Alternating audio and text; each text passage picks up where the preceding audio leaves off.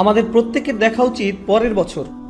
ধরুন এই রমজান থেকে পরের রমজান, রমজান তো শেষ, ধরুন এই ডিসেম্বর থেকে পরের ডিসেম্বর, এই শীতকাল থেকে পরের শীতকাল। কিভাবে আমি একজন ভালো মুসলিম হতে পারি? আমি এখানে 3টা এরিয়া হাইলাইট করব। এখানে যারা লিখছেন শুধু 3টা ক্ষেত্র।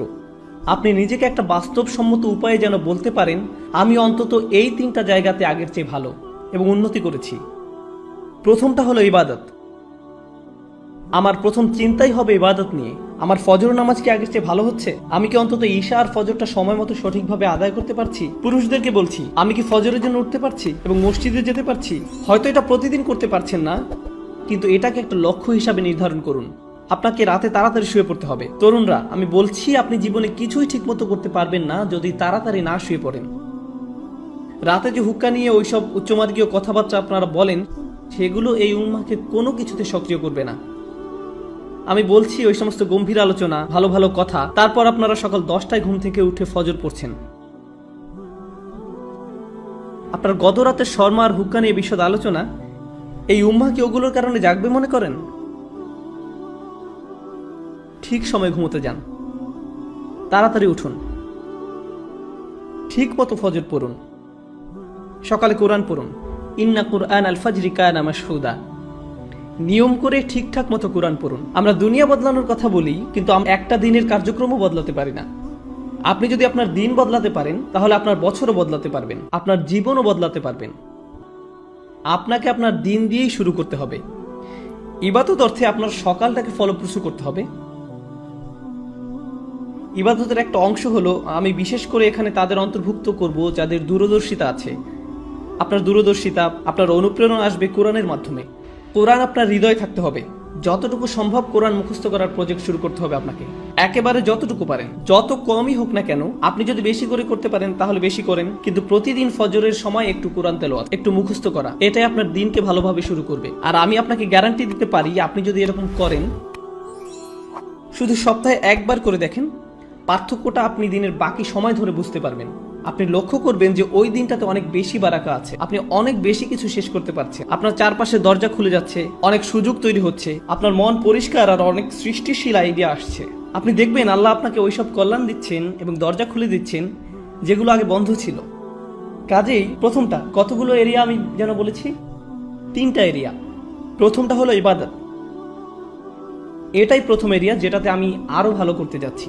দ্বিতীয় এরিয়া, যেটার জন্য সত্যি আপনাকে ভালোভাবে খাটতে হবে, এটার ব্যাপারে মাথা ব্যথা থাকতে হবে, সেটা হলো শিক্ষা, জ্ঞান। কিভাবে আমি এই এরিয়াতে আমার জ্ঞান বাড়াবো?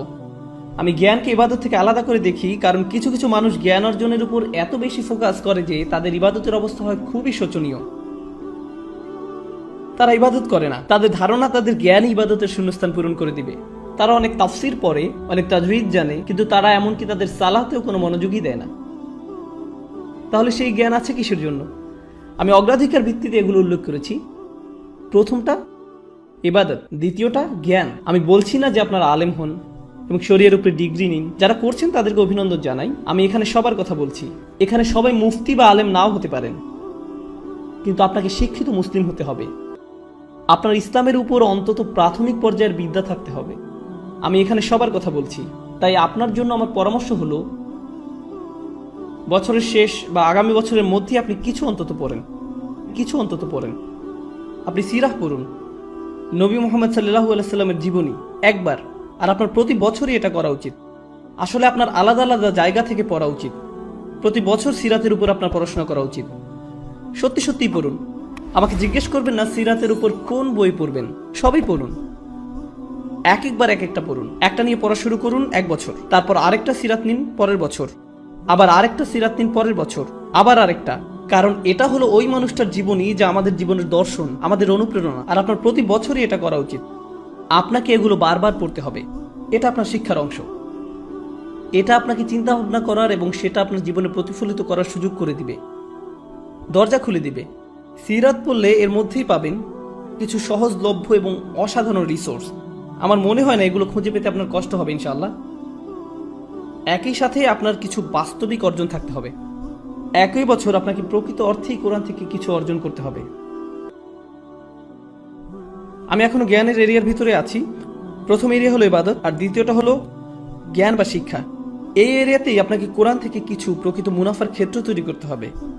ধরুন এই বছর আপনি ঠিক করলেন আপনি সূরা কাহফ মুখস্থ করবেন, কাজে এটা একটা লক্ষ্য স্থির করুন। এই বছর আমি সূরা কাহফ মুখস্থ করব। তার মানে হলো আমি এই সূরা মুখস্থ করব, এর অনুবাদ পড়ব, এর তাফসীর পড়ব, এটা শব্দগুলোর অর্থ বুঝব, সূরা কাহফের উপর লেকচারগুলো, প্রবন্ধ, পেপার যাই পাওয়া যায় তার সবই নিব, সবই শেষ করব। আমার জন্য এটাই সূরা কাহফের বছর। পরের বছর হতে পারে সূরা আর রহমানের বছর, তার পরের বছর সূরা বাকারার বছর, কয়েকটা সূরা হতে পারে একই বছরে, কিন্তু প্রতি বছরই আপনি কোরআনের মধ্যে থেকে কিছু না কিছু লাভ করুন, এটা বাস্তব। এটা বলবেন না আমি কোরআন পড়েছি, এটা করবেন না যে কোনো একটা প্যাসেজ নিয়ে পড়া শুরু করলেন। একটা সূরা বা কয়েকটা সূরা নিন, সেগুলোতে ফোকাস করুন। মুসলিম যুবকদের জন্য আমার সবচেয়ে বড় সমালোচনা হলো যে তারা ফোকাস করে না, একটা বিষয়ের উপর ফোকাস করেন, এটা ভালোভাবে বুঝেন। পরে যখন আপনি দেখবেন আপনি বলবেন আলহামদুলিল্লাহ এই বছর আমি আরো একটা সূরা মুখস্থ করেছি, আরো 2টা সূরা মুখস্থ করেছি, আরো 3টা সূরা মুখস্থ করেছি। আর যখন আপনি কোনো একটা সূরা পড়েন শুধু এটার অর্থ মুখস্থ করবেন না। কোনো ছাত্র আমাকে এসে জিজ্ঞেস করে আপনার ধারণা কোনটা বেশি গুরুত্বপূর্ণ, কোরআন বোঝা নাকি মুখস্থ করা? আমি বলি কিভাবে আপনি ভাবেন যে এই দুটো আলাদা? কেন এরকম মনে করেন? আপনি জানেন কেন আমরা কোরআন মুখস্থ করি? যেন আমরা বারবার সেটা বলি। আর যখন আপনি কিছু বারবার বলতে থাকেন তখন সেটা নিয়ে আরো বেশি চিন্তা করার এবং সেটা আপনার কাজে প্রতিফলিত করার ব্যবস্থা করে দেন আল্লাহ। যখন আপনি কোনো কিছু 10 বার বলতে থাকেন তখন আপনি এমন কিছু লক্ষ্য করেন যা আপনি 9 বার বলার সময় করেননি। আল্লাহ আরো অনেক দরজা খুলে দেন। আল্লাহে কোরআনের জন্য এটা খুবই সত্য। যত বেশি আপনি পড়বেন তত বেশি বুঝবেন, আর যত কম পড়বেন তত কম বুঝবেন। এটা অন্য কোনো বইয়ের মতো না। কোরআন বোঝার ভিত্তি হলো কোরআন মুখস্থ করা। আল্লাহ আরো অনেক দরজা খুলে দেন। আল্লাহে কোরআনের জন্য এটা খুবই সত্য। কাজেই যে সূরা আপনি পড়তে ও বুঝতে চাচ্ছেন ভালো হয় সেটা মুখস্থ করে ফেললে। এই দুটো সবার আগে। তো আমি সিরাত নিয়ে বললাম আর কোরআন নিয়ে বললাম। এবার ইলেকটিভ বা নির্বাচক। ধরেন এটা আপনাদের জন্য এই বছরের ইসলামিক সেমিস্টার। এই সেমিস্টারে ঐচ্ছিক কাজে যুক্ত করেন। অন্তত 3 থেকে 4টা দোয়া আপনি পড়লেন, মুখস্থ করলেন, আর সেগুলো আপনার দিনের একটা অংশ হয়ে গেল। নবী সাল্লাল্লাহু আলাইহি সাল্লামের কিছু দোয়া মুখস্থ করা, এটা এক সময় আপনার দিনেরই অংশ হয়ে যাবে। এখন আমি জ্ঞানের সাথে সেটার চর্চাও সংযুক্ত করেছি। এ ধরনের জিনিসগুলো আপনি যুক্ত করে নিতে পারেন। আসলে এই 3টা এরিয়া যে আমি বলছি, আমি অন্যগুলো কিন্তু উল্লেখ করিনি। আমি জানি ফিকহ, আকীদা, তাফসীর এগুলোও জ্ঞানের অংশ, কিন্তু আমি শুধু 3টা এরিয়ার কথা বলেছি ইচ্ছা করেই। কারণ এই 3টা জিনিসই সরাসরি আপনাকে ভালো মুসলিম করে তুলবে। সাথে সাথে এগুলোর একটা কার্যকরী প্রভাব আপনার উপর পড়বে। আপনার সালাত আগের চেয়ে আরো বেশি ভালো হবে, কারণ আপনি যে কোরআন পড়ছেন সেটা আপনি এখন বুঝেন। নবী সাল্লাল্লাহু আলাইহি সাল্লামের জন্য আপনার ভালোবাসা বাড়ছে, কারণ আপনি তার জীবনী প্রতি বছর পড়ছেন। কাজেই যতবার আপনি সালাওয়াত পড়বেন এটা আরো আন্তরিক হবে। এই সালাওয়াত আপনি আরো গভীরভাবে অনুভব করবেন। দুয়ার জ্ঞান আপনাকে আল্লাহর আরো কাছে নিয়ে আসছে, কারণ এখন আপনি জানেন আপনি তার কাছে কি চাচ্ছেন। এটাই হলো জ্ঞান। তো প্রথমটা ছিল ইবাদত আর দ্বিতীয়টা হলো জ্ঞান। আশা করি আপনারা দেখেছেন কিভাবে আমি এই দুটোকে একীভূত করলাম। যদিও আমি প্রত্যেকটাকে আলাদা রেখেছি, একটা অন্যটাকে সাহায্য করেছে। আপনার জ্ঞান যদি আপনার ইবাদতকে সাহায্য না করে, আমি জানি না সেটা আসলে সত্যিকারের জ্ঞান কিনা। আমি জানি না দিনের ব্যাপারে এটা আসলে সত্যিকারের জ্ঞান কিনা। এরপর আছে তৃতীয় এরিয়া, এটা হলো সার্ভিস বা সেবা। ওইখানে আপনাকে বুঝতে হবে, কিছু সময় ঠিক করে নিতে হবে। সপ্তাহে 1 দিন, হয়তো সাপ্তাহিক ছুটির দিন, কিংবা মাসে 1 বার আপনাকে কিছু সেবামূলক কাজ করতে হবে। মানে মানুষকে সাহায্য করা। তার মানে এই না যে আপনাকে এটা ইসলামিক ব্যানারের মধ্যেই করতে হবে। আপনি যদি স্বেচ্ছাসেবা দিতে চান, মানবতার জন্য কিছু করতে চান, এটা দেখতে খুবই ভালো লাগবে যে একজন মানুষকে আপনি সাহায্য করছেন। খুবই ভালো লাগবে। আমাদের সবকিছু নিজেদের ব্যানারেই করতে হবে এমন কোনো কথা নেই। মহৎ উদ্দেশ্যেই ভালো কাজই, সেটা খ্রিস্টানরাই করুক, ইহুদিরাই করুক, আর গেটস ফাউন্ডেশনই করুক, সেটা কোনো ব্যাপার না। যদি উদ্দেশ্য ভালো থাকে আপনি সেটাই অংশ নিতে পারেন। আসলে ব্যক্তিগতভাবে আমি মুসলিমদেরকে পরামর্শ দেই সেসব ভালো কাজে অংশ নিতে যেগুলো অমুসলিমদের দ্বারা পরিচালিত হয়, যেন তারা দেখে যে মুসলিমরাও এসব ব্যাপারে কেয়ার করে এবং এর মাধ্যমে তারাও সুযোগ পাবে ইসলামের ব্যাপারে প্রশ্ন করতে। এটা তাদের একটা সুযোগ দেয়। কাজী স্বেচ্ছাসেবা দিন, সাহায্য করুন, এমন কিছুর অংশ হন যেটা আপনার মনপ্রাণে ভালো লাগে। শুধু আপনার জন্যই সেটা করুন, প্রচার করে বেড়াবেন না, এটা নিয়ে টুইট করবেন না আজকে স্বেচ্ছাসেবা দিয়ে আসলাম, খুবই ভালো লাগছে আলহামদুলিল্লাহ, বড়াই করছি না। এরকম করবেন না, শুধু আপনার জন্যই করুন। এটা আপনাকে একজন ভালো মানুষ করবে, একজন ভালো ব্যক্তিতে পরিণত হবেন আপনি। আর বাবা মায়েরা আপনাদের যাদের বাচ্চা আছে, বিশেষত টিন এজ ছেলে মেয়ে, আপনি যদি তাদেরকে এই ধরনের কাজে উৎসাহ দিতে পারেন, কাউকে সাহায্য করার কোনো বিষয়ে জড়িত হওয়া আসলে টিনেজ বাচ্চাদের জন্য খুবই গুরুত্বপূর্ণ। এটা তাদের মানসিক পরিপক্কতা তৈরি হওয়ার একটা অংশ।